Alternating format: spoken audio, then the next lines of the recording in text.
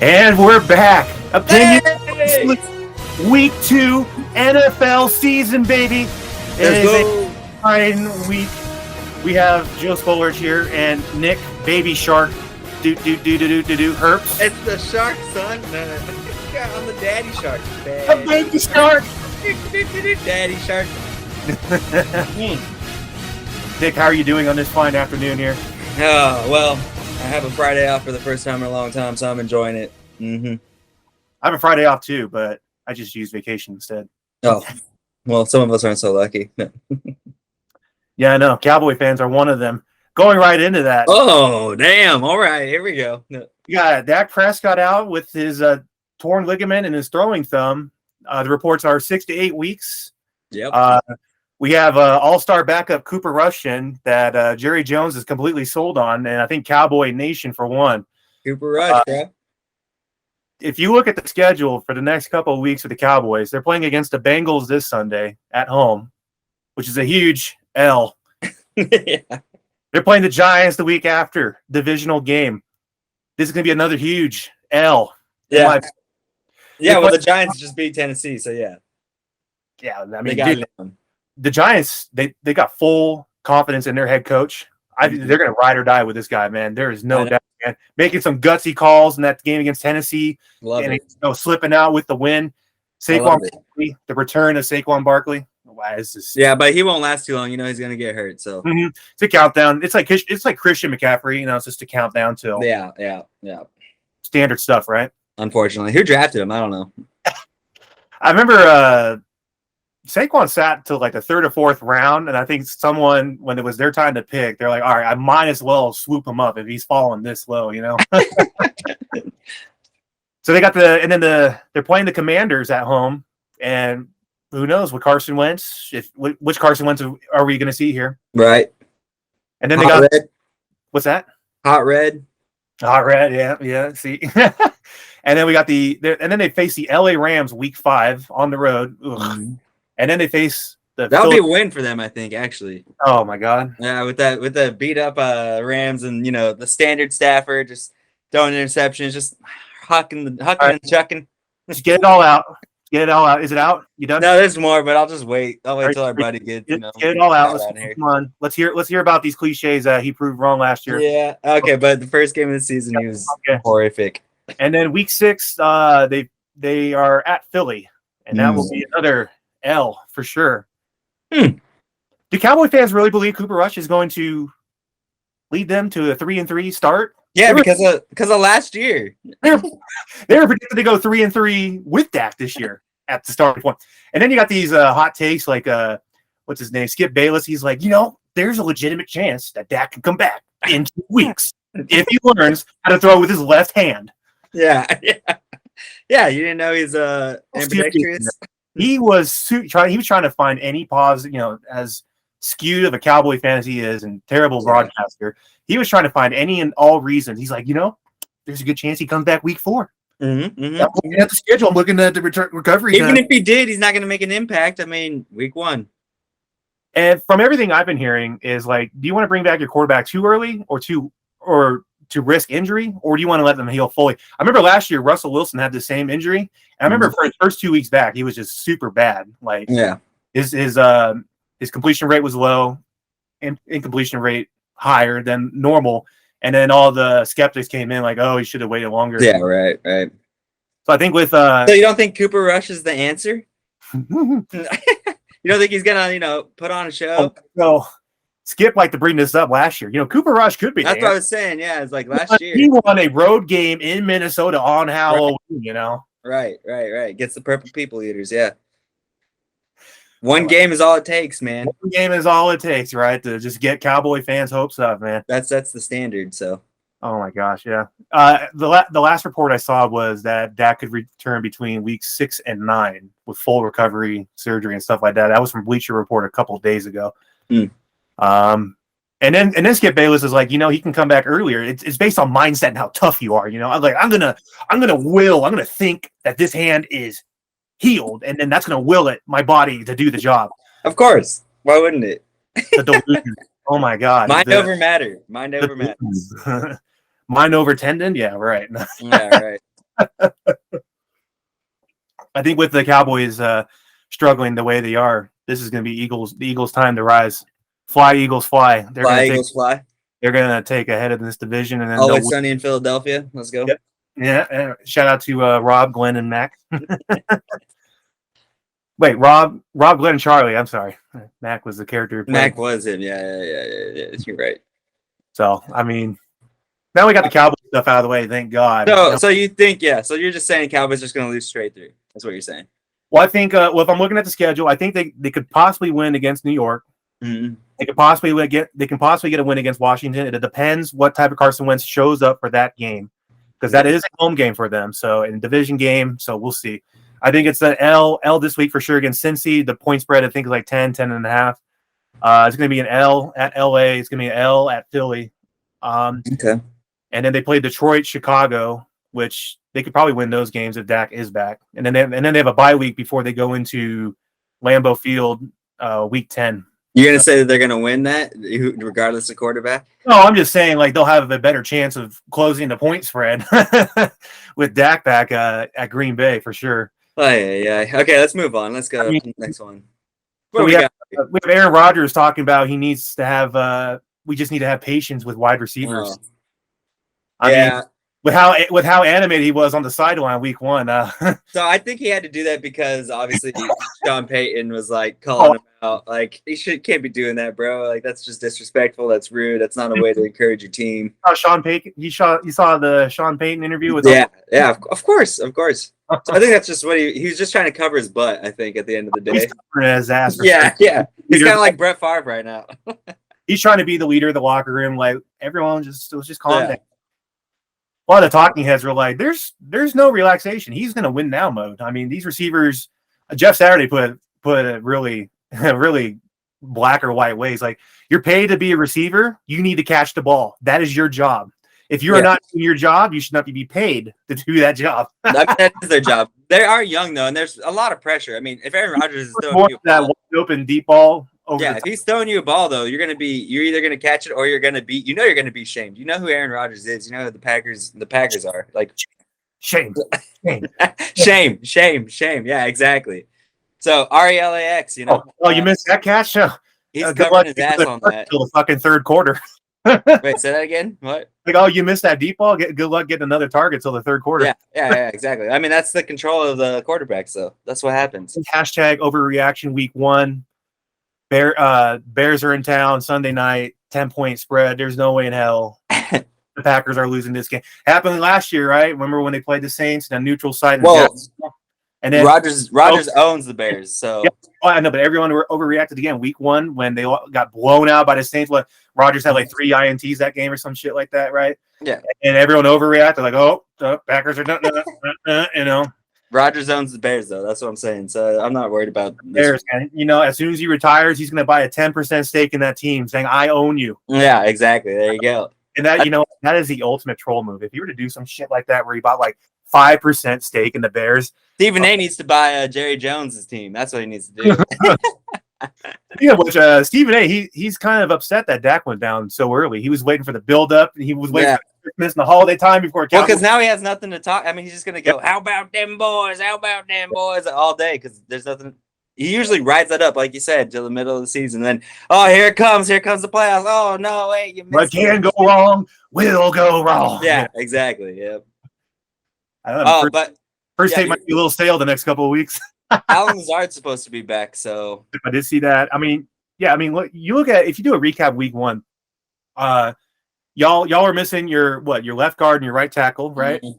And then you receiver Bakhtiari, he's having a rough. Bakhtiari, and then you're missing receivers 1, 2, 3, and 4 from last year going into this game week 1. So how the fuck was Rodgers supposed to perform? You know?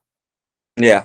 The times he got sacked, I mean, he was trying to improvise and just trying to find something. I mean, you could probably chalk it up to maybe he was holding on to the ball a little too long, but Rodgers being the supervisor, he was trying to find something, and he receives the benefit of the doubt in those situations with how many times he's improvised and found the guy wide open down the field, 15, 25 yards. Well, that brings us to our next question, Joe. How about the best quarterback in the NFC East? So East. Oh, it's got to be Jalen Hurts, right? Well, you really think that? Wait, why? Why? Well, I think Dak is kind of reaching his ceiling at this point in his career. I think Dak is the guy that we think he is in terms of skill wise, leadership, strength, throwing accuracy. All these talking heads like to talk about ball velocity that have never played the game of football, so I'm not going to talk about that. You know, it's so funny. Like, Tom Brady, you know, like Skip Bayless, like Tom Brady was greater than ever. There's so much more power on that ball at the age of 41. You see, the ball is getting there 0.02 seconds quicker than it was at 34 years. What? I can just imagine some of these older quarterbacks or retired quarterbacks watching this and like, what the fuck is he talking about? Yeah, like, right. Ball velocity and what was it? Max Kellerman's things like how tight the spiral is on the ball, like that. Now we're grading quarterbacks on. Well, because that's the velocity. It cuts through the air. It's like because it's spinning so perfectly. Duh, everyone knows that. It's so funny to hear that. Anyway, I think Jalen Hurts. I mean, he's got the crew around him. He's got the group around him. Solid offense. Everyone loves the Eagles this year. I don't know. I don't get it. Same. I think they're on the up and up here. I don't see it. Cowboys are. I mean, you know, you get better during the off season, not during the regular season, and somehow they fucked that up too. You know, somehow, in some way. I just think Dak is at his ceiling. I mean, if you're to switch spots with Dak and Jalen Hurts, I think I honestly, really? I think that Jalen maybe would lead the Cowboys further. You really like Jalen that much? No, I'm just going off of what I've been seeing and what I've been watching since he ever since he got drafted into the league when he was the backup for Mr. Redhead Commander Carson Wentz. I love Carson Wentz. You know, Wentz is a great guy. He's a great guy. I'm not saying he's good at football. He's just a great guy. You know, he's genuine. He's a good guy. He's a good guy. He's a good dude. He's a good guy. Let's see. Real quick, I just want to say the Commanders Lions game. You can get tickets as low as $5 right now in Detroit. Yeah. So if you want to go to Detroit and watch the game, $5. That's all it costs. Inside, so controlled environment. Yeah, you get to see Terry McLaurin. He's a good wide receiver. That's cool. You know, what else you get to see? I don't know. There ain't nothing there to see. Super Bowl appearance, quarterback Jared Goff. No, okay. No, what are you gonna? It's funny because like he disappeared from the media. He just. Well, he went from LA to Detroit. I know. The media helps the world. That's my point. And he basically got cast to Siberia, you know. Yeah, except they still talk about Swift. What's his name? DeAndre Swift. DeAndre Swift. Tyler Hawkinson, the tight end for Detroit. There's still some talk. Don't get it wrong. I think Detroit takes a big step forward this year. I don't think they'll be close to 500 in my opinion. I think they're taking a huge step from last year. Once again, this is just about rebuilding culture. Everyone loves their head coach and would fall on a sword for him. Yeah, because he cries. He's passionate. He's a passionate man. Passionate guy. Also, he's a former player too. So, from what I've heard, across most leagues like basketball, baseball, football, hockey, players usually have more respect for their head coaches if they actually played the game. Right, because they understand how it is to be in the understand exactly. It's not just the game; it's like mental, physical, your relationships. Where you just hate Steve Nash and you're like, oh, we don't need a coach; we'll just play basketball. Screw it, yeah. All right, we have 1 week in the books. Way too early MVP predictions: Tom Brady, Patrick Mahomes, or Josh Allen. Joe Burrow. Okay.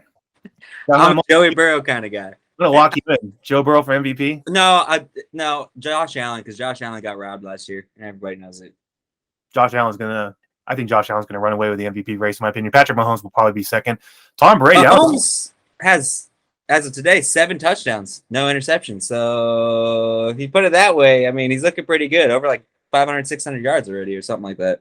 I think Josh Allen already has like 1 or 2 from the first week, right? Yeah, but 1 or 2 is 1 or 2. It's not 5 the first game and 2 the second.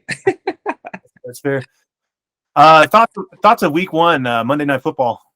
The Broncos' decision to kick that 64-yarder. That was dumb, bro. They paying Russell Wilson. I mean, this is already, it's already been talked about, but they've been paying Russell Wilson. They brought him over there for a reason. Don't use him. And the timeout thing, that is driving me nuts. I've seen so much about this. The way I saw it was rookie head coach mistake. Rookie head coach. Well, Russell Wilson should know better to just be like, hey, you know what? I'm going to take charge of this game. Timeout. If you think about Russ and how professional he is and how much respect he has for the people around him, his peers, and but he's supposed to be a leader, not not a follower. yeah, but he has to have the coach's back. As a quarterback, you got to have the coach's back. And you're talking about week one. Once again, we're overreacting and stuff like that. Let's just let it cruise out. Okay, but hear me out. If he would have even just called the timeout and then went and talked to his coach, they could have just. I disagree. I agree. It doesn't matter. Like you know what? All things are going to be fine when they blow out the Houston Texans this week, 35-10. 35-10. Is that your bet? All right, you heard it here. Take the minus points. What is it going to be? What's the spread? The spread is 10. Let's take the over. The spread is 10. And yeah, I guess what's the over? 40? Oh, the over under is going to be standby. I have it right here. Sorry.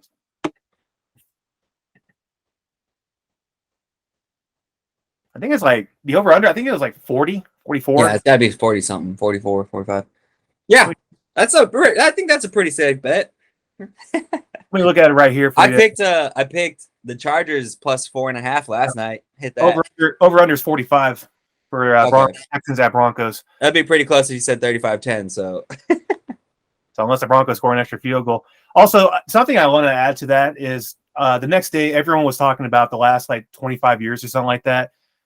People 64 yards and out have been 2 for 41 since then. Do you really think that statistic is going through a coach's head in pressure situation, pressure moment like that? Is he thinking, oh my God, okay, how long is the field goal? Oh, it's 64 yards. Okay, what's the all-time history statistical on that? Come on, someone get it. Well, McManus even said he's like, I could get it from 46 or whatever, and they got him. Yeah, the problem is they just weren't mile high. They're at sea level. I guarantee you. And here's the thing: that kick had the distance. It was just wide left or wide right. The practice kick, which was wide left, and obviously overcompensated. Yeah. It had the juice to get there, but I hate when people the next morning everyone's like, "Oh, if you look at NFL history, they're 2 for 41." What is he thinking? Like, if you're the head coach in that situation, is that statistic going through your head? I still would have. If I was the head coach, I would have used. No, I don't disagree. I just wanted to make a point about people pointing out the 2 for 41s. Like, dude, wait. Going through the coach's head at that time. You see how the Colts fired Rodrigo? I feel bad for him, man. That's what the hell? That guy's a good kicker just because he misses that one kick. I'm surprised I know they're going to. So what? The Colts? It's all of a sudden his fault that the Colts tied that game. That's ridiculous. I can't stand that. For holding on to probably one of the worst teams in the league. I don't care if it's a division game. It's like every time Derek Carr throws an interception, we're just going to fire him.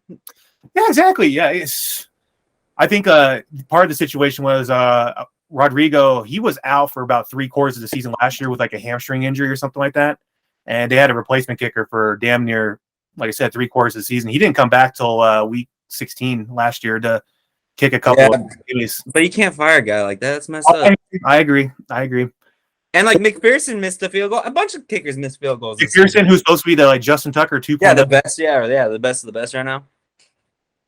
He screwed me. He screwed me on my 9-game parlay. Yeah, you lost 3 times last week, didn't you? I lost 3 times. Yeah, the Packers, a 9-game parlay, and what else? My manhood? No, my dignity. I was going to see the Tennessee Titans. Oh, yeah. The hometown team, man. Like I gotta like him because I live here. Hey. Yeah, what can you do, right? Yeah, I don't like Tannehill, so I can tell you that much. Upset of the week. Pick a team against the points. Go ahead. Against the points? Why I gotta pick against the points? Can I just pick a regular upset? If you want. The problem is this week a lot of the points are so close. So unless you want on a whim and said the Jets are going to blow out the Browns, No, I'm going to go Dolphins. Every other team's a toss-up. Okay, Dolphins. Okay, Dolphins taking the Ravens. Okay, go Dolphins. Go Fins. The line for that, just so everyone's aware, Dolphins are playing in Baltimore, and the line is 3.5 over under 44.5. Yeah, I like that. I like that. I like Dolphins. I like the Dolphins. I like Tua Tagovailoa. I just like saying his name. You look good. You look good with Tyreek Hill running out there. Cheetah. Yeah. With Cheetah, man. And their defense is pretty decent. They're not like fantastic, but they're good defense. They're above average for sure. I'll give you credit on that. I'm gonna go hot take on this one. Seattle with the upset over the Niners. Seattle plays in San Francisco, and San Francisco is favored by 8.5 points. And with how unprepared Justin Trey Lance. I'm sorry, because Trey Lance. Yeah, Justin Fields is also another shitty quarterback just on the Bears. With how unprepared he looked last week, I think there's a chance. And here's the thing: the Seahawks, they're coming off a huge emotional win against the Broncos. Yeah. They're going straight into a divisional game. I think they're super laser focused. They could be riding it. Yeah. Pete Carroll's probably in the zone right now. You know, Smith, maybe who knows? Maybe Geno Smith pulls off a Ryan Fitzmagic and has like a 4-game. Like he's actually riding it up. Yeah.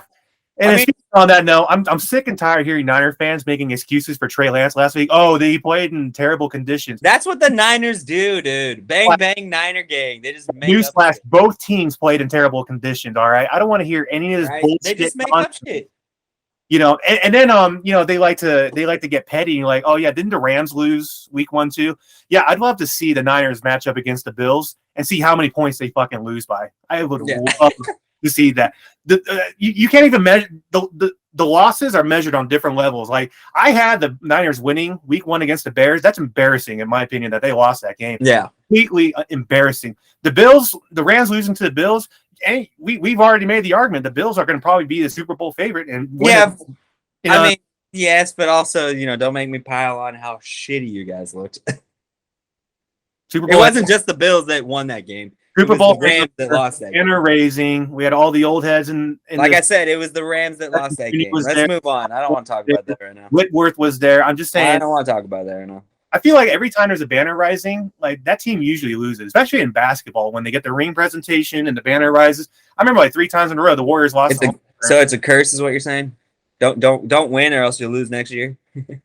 You'll lose week 1 at least. Uh-huh. What do you think? Buccaneers Saints. Let's talk about that real quick. Yeah, good one, man.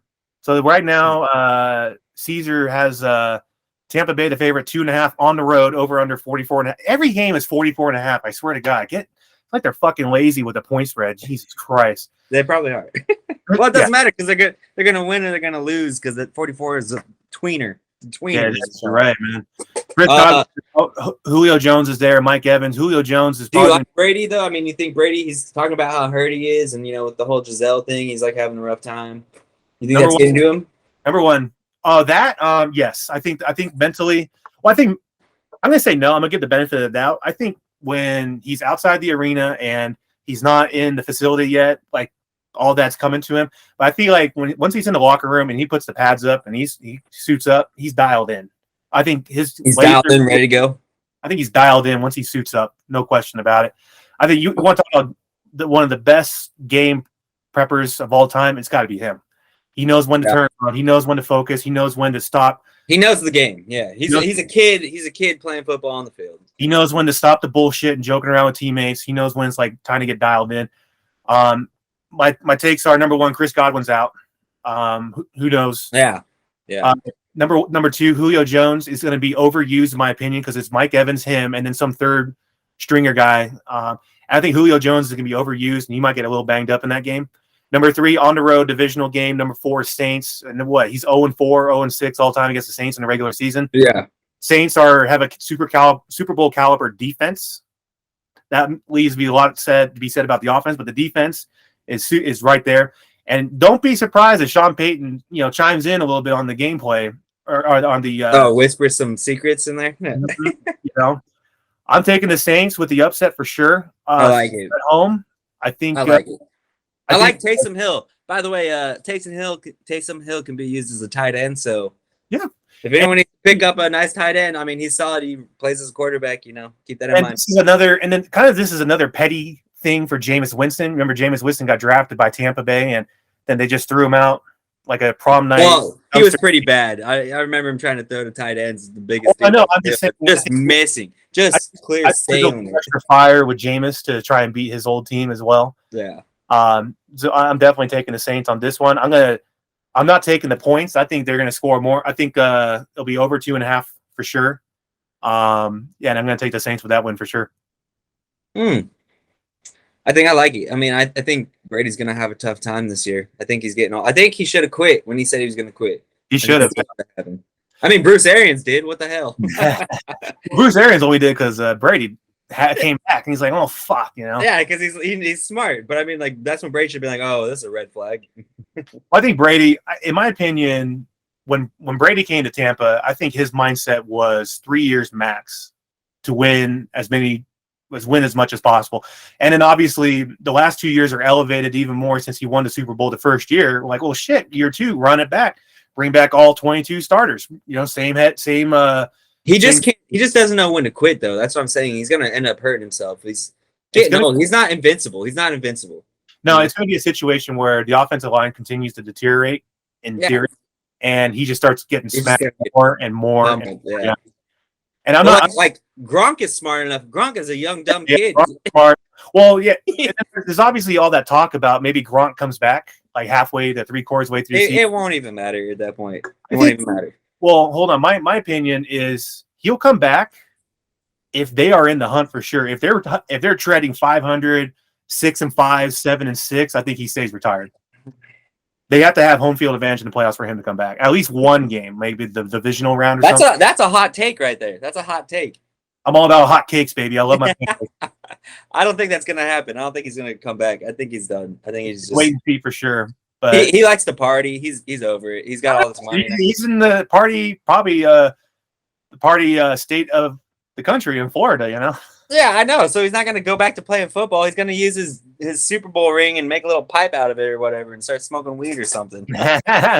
Let's be honest. That's fair. All right, what else we got on here, Joe? Well, we have some emails coming in. opinionsonlypodcast@gmail.com, all one word, spelled exactly how you think it is. And if you can't spell it, you might be donkey brained. This has also been brought to you by beer. Just drink it. Just drink it, I think I saw this picture one day that says if your stomach is starting to grumble, you might be hungry or you might be thirsty. The first step is to drink 8 beers and see how you feel after that. Well, there's a sandwich in every beer, so you're doing both. Yeah, you see, it's a 2-for-1. Come on now. So this was submitted by Big Cheese RCH. He's asking us, what is one big prediction for week 2? So it sounds pretty broad, Nick. Oh, yeah, one big prediction. Like an upset or anything like that. I was gonna say we just talked about the Dolphins. That's a pretty big prediction, I think. Mm-hmm. I'll hit on that one. What if the Bears actually dethrone Rodgers and his ownage this week? I'm not buying that one bit. You don't think so? No. I know. You're just saying Justin Fields is that guy. No. I'm not saying Justin Fields that guy. I'm just saying Trey Lance crumbled under the pressure. Okay. And I mean, he had those late game interceptions, and the Bears were just able to capitalize. I mean, So what's your one big prediction? Franchises can still put shit together at certain points and times in life, right? What's your one big prediction for week 2? Vikings repeat what they did week 1 against the Eagles. Ooh. Oh, damn. I like that. With a large game. Thielen, maybe 1 or 2 touchdowns in the red coming off the slot. Kirk Cousins is going to throw minimum 250 yards for the game, 2 touchdowns minimum. Are you saying you believe in Kirk Cousins now? Well, I believe in Kirk Cousins because of their coaching change. And you could talk to what's his name? That fucking bitch, Viking Van Scott. Yeah, Scotty does it. No. And he's been talking about it for years. He said his head coaching, Greg Zimmer, he's stuck in his old ways. He doesn't want to evolve his offense. And he's just an old head essentially. And now you got this fresh blood in. What's his name? Kevin O'Connell. I mean, basically Sean McVay's right-hand man last year or two. Oh yeah, you should know that. That's your boy.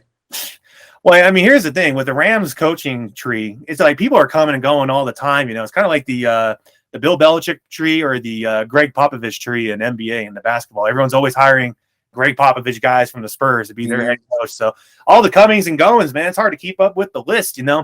But, I mean, Cousins has the tools to be that guy. Well, but he's never hold had. on, I want to touch on that. If anyone needs an internship, we're accepting interns to get our facts for us. That way we don't have to look them up ourselves. Yeah. We'll hire you. We'll give you college credit. Just want to throw that out there. Anyways, continue. Whether or not it's eligible credit is to be determined from the university or college you are attending. Hey, we're an established business now. It is credit, nevertheless. Maximum Liability Corporation. My week 2 predictions. I got I'm gonna do a parlay. The parlay that I got right now. It's the LA Chargers plus 4.5, which hit last night. Correct. It's the New England Patriots, Pittsburgh Steelers, the under 40.5 points. Okay, I'll take that too. Yeah. And then Cincinnati Bengals and Dallas Cowboys. But I picked Cincy giving up 7.5. So they're going to cover 7.5 points. Yes.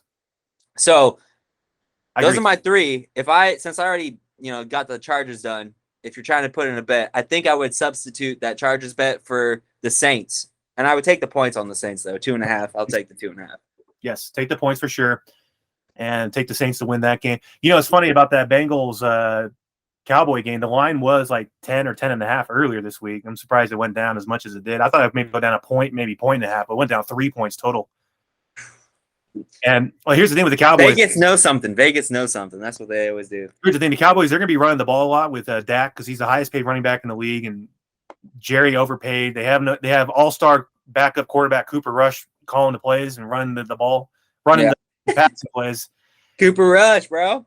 I think it's going to be a big question of if the Bengals defensive line can hold Scott Pollard and Ezekiel Elliott to at least, I'd say, hopefully maybe 2 yards maximum per carry.